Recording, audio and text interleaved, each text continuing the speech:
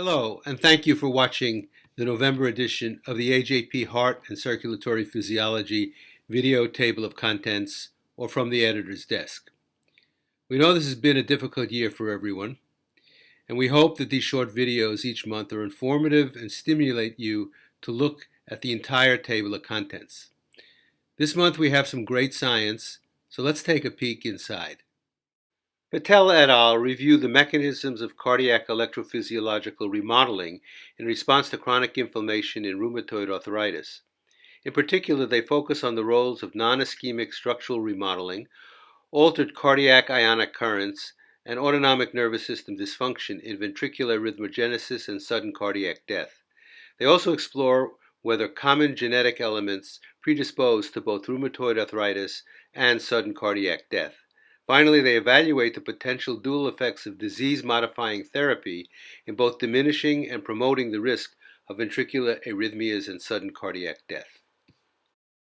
Hugo and colleagues adapted previously published differentiation and co-culture protocols to develop feeder-free sympathetic neurons using human-induced pluripotent stem cells. HPSC sympathetic neurons were characterized in monoculture and co-culture with HPSC cardiomyocytes using antibody labeling, enzyme-linked immunoabsorbent assay, and whole-cell patch clamp electrophysiology. HPSC sympathetic neurons stain positive for peripherin, tyrosine hydroxylase, and nicotinic acetylcholine receptors. HPSC sympathetic neurons functionally matured in vitro and exhibited healthy resting membrane potentials, secreted norepinephrine upon activation, and generated sympathetic and action potentials and inward and outward voltage-dependent currents. All HPSC sympathetic neurons fired action potentials in response to current injections. In neurocardiac co-cultures, nicotine exposure significantly increased the HPSC cardiomyocyte spontaneous beating rate, but not the HPSC cardiomyocyte monocultures. These human co-cultures provide a novel multicellular model to study neurocardiac modulation. Hanna et al. Performed a systematic histopathological analysis of whole hearts from C57 Black 6J mice dying after non-reperfused myocardial infarction and evaluated the reliability of autopsy-based criteria and identification of rupture. Histopathological analysis documented rupture in 50% of mice dying during the first week post-MI.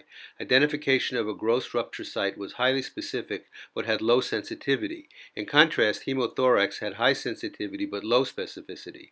Mice with rupture had lower myofibroblast infiltration, accentuated macrophage influx, and a trend toward reduced collagen content in the infarct.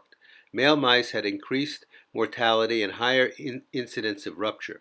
However, infarct myeloid cells harvested from male and female mice at the peak of the incidence of rupture had comparable inflammatory gene expression. The reliability of autopsy and documentation of rupture in infarcted mice is dependent on the specific criteria used. Macrophage-driven inflammation and reduced activation of collagen-secreting reparative myofibroblasts may be involved in the pathogenesis of post-MI cardiac rupture.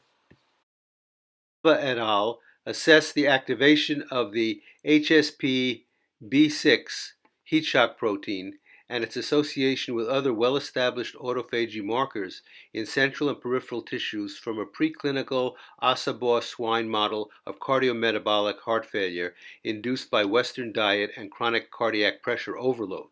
They found that autophagy in the heart is interrupted at various stages of the process in a chamber-specific manner.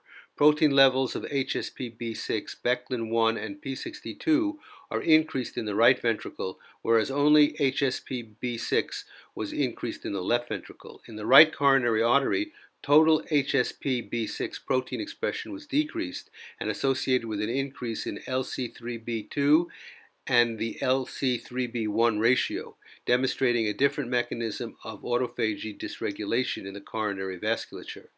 Thus, contrary to their hypothesis, activation of HSP-B6 was differentially regulated in a tissue-specific manner and observed in parallel with various states of autophagy markers assessed by protein levels of LC3B, P62, and Beclin-1.